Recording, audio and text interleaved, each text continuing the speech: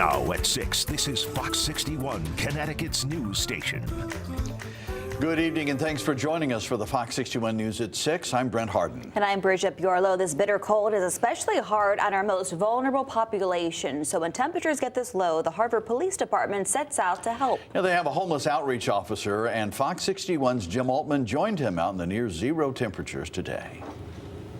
It is a cold reality to be out here in the elements, and for years there has been a force on the police force who's determined to help.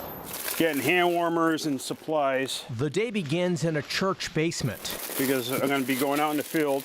Hartford officer Jim Barrett is putting his mission in motion. Oh, you'll see. Barrett is the HPD's homeless outreach officer. And with temperatures that have plummeted into the single digits, he has a single objective. I earn my pay now at this time of year because I'm trying to save lives out here. This is pretty much a lifeline, the necessities to keep these guys going. Officer Barrett is bound for a South End shelter. We're going to help these guys out in the corner here. Here, it is literally a boots-on-the-ground effort. Oh, yeah. Did it fit? Yeah. All right, cool. Perfect. Without gloves, without a coat, these guys were freezing, shaking. When they see this vehicle, they see me coming out, they know that's hope.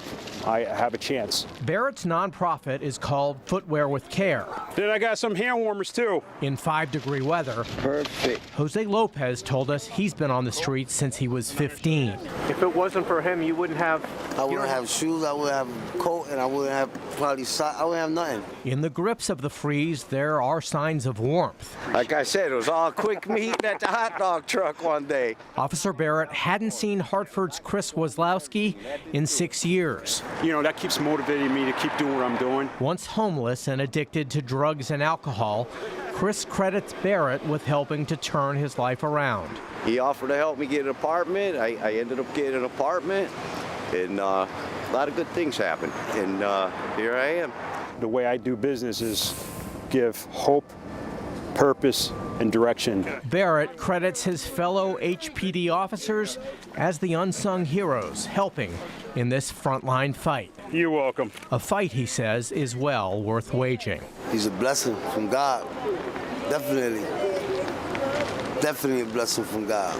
No matter what, I'll be out here day, evening. You know, when it's bitter cold like this, my goal is to, save lives out here. In Hartford, Who need gloves? Jim Altman, Fox 61. To support and learn more about Officer Barrett's outreach called Footwear with Care, we have a link for it at fox61.com and on our news app. Just download it by scanning the QR code on your screen. Turning now to our forecast, another cold day out there, but will we see some warmer temperatures in the coming days? Yeah, Chief Meteorologist Rachel Frank is here with the first check of the forecast. It's not hard to see warmer temperatures than these. Yeah. You know, we're not asking for 70.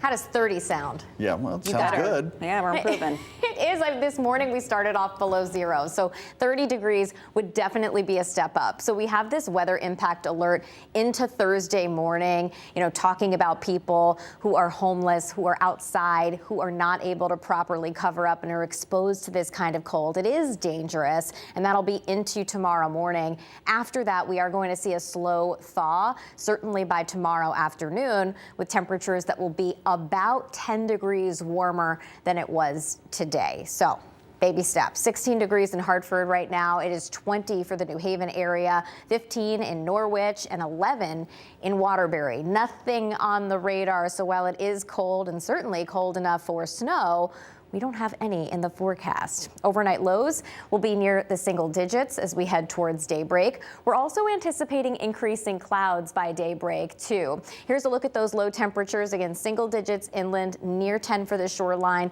Not as cold as last night, but still very cold, and hats, scarves, gloves, all the things. By afternoon tomorrow, we're right up around 30 degrees. Today, we were close to 20. We'll see another big jump in the temperatures by this weekend. We'll explain your full forecast coming up.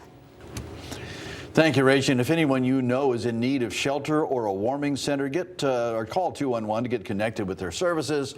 The state severe weather protocol is in effect through Friday afternoon. Developing news tonight, a local boater has been charged in a deadly boat crash in Old Saybrook that left 3 people dead and half a dozen hurt. 26-year-old Clayton Hackling of Lyme has been charged with 3 counts of second-degree manslaughter.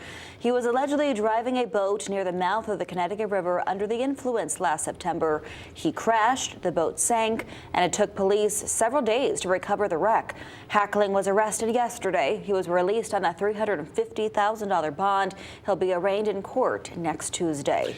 Waterbury police are searching for a homicide suspect. Tonight, the police say they are looking for 25-year-old Garrett Piper.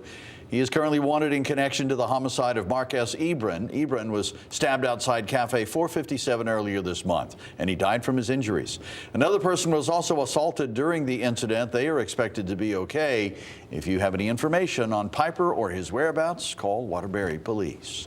New Haven police have made an arrest in the death of Shaquille Chaz Pearson. Police say Joseph Dominic shot and killed Pearson in the area of East Pearly Street and Grand Avenue back in November of 2023. Police were able to quickly locate a vehicle involved in the incident, but were not able to make an arrest until last week. Pearson's mother thanked the New Haven Police Department for their hard work and shared some of the things she'll miss about her son. He was such a comedian and loved to make you laugh and always smiling. And those are the things that I'm gonna miss. Him making me laugh, his phone calls, I never can hear his voice again. But I'm just glad that I have some kind of closure right now. It's not gonna bring him back. Lord knows I wish he could, but it's not. Dominic now faces multiple charges. He's being held on $2 million bond. President Trump wasted no time in his first few days in office, already signing dozens of new executive orders. And one of those orders targets transgender and non-binary Americans, and now LGBTQ advocacy groups in Connecticut are taking the next steps. And Fox 61's Emma Wolfhorst is at the state capitol tonight with more. What they're doing, these executive orders, they are going to kill children.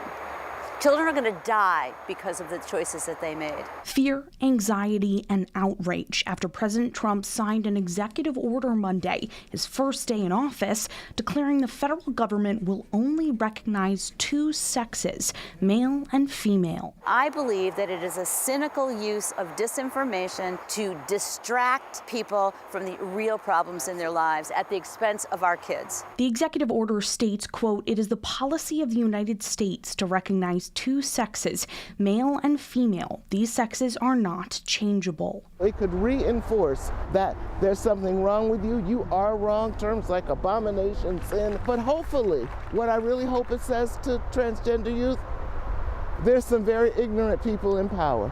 Amid all the uncertainty, some parts of this executive order are already being implemented, like passport and travel restrictions and shelter access. Ben Klein, an attorney for GLAD Law, has challenged policies like this in the past and says many of these orders could be in court for years. We do have significant legal precedent interpreting federal laws in ways that protect transgender people. Obviously, courts will now be ruling in the context of these federal policies that Trump is trying to implement, but the EO cannot override a court's interpretation of the law.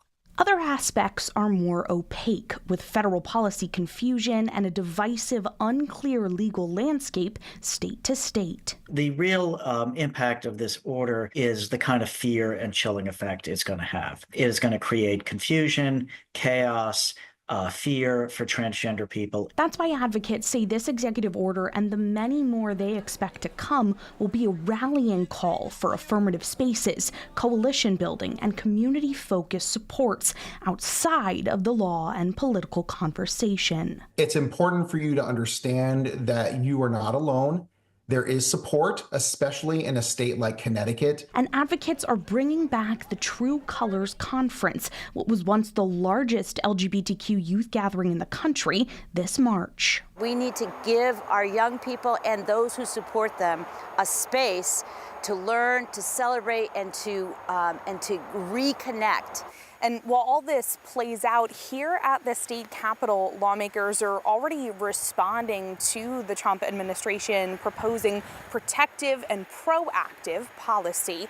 Reporting at the state capitol, Emma Wolforst, Fox 61.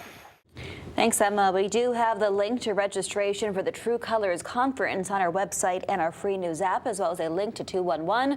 That's where you can find resources, support groups, and much more near you. We do also want to amplify the Trevor Project hotline. You can call or text them or even chat them online for 24/7 support. And we want to remind you it's 100% confidential and free. One person is dead after a shooting at a Nashville high school. Police say a teen shot and killed a female student this afternoon in the cafeteria of Antioch High School. Another student was also injured. The shooter didn't then turn the gun on themselves. This comes after a 2023 shooting in Nashville at a private Christian elementary school where 3 9-year-olds and 3 adults were killed.